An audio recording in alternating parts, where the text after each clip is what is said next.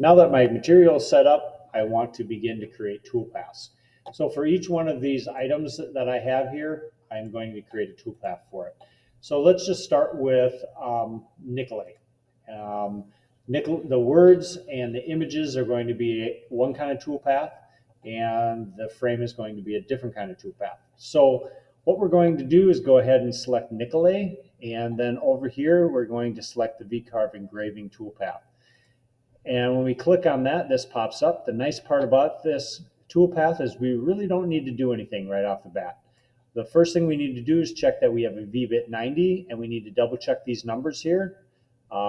It needs to be the numbers that's on your spec sheet. If it is not, come and get me and I will help you find those numbers.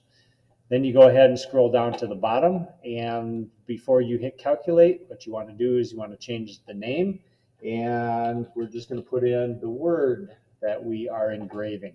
So we're going to hit calculate. And then basically what we can do is we can preview this visible toolpath, and we can see once we click on the Z up here, we can see that that has been milled in there. We can kind of zoom in on it if we want.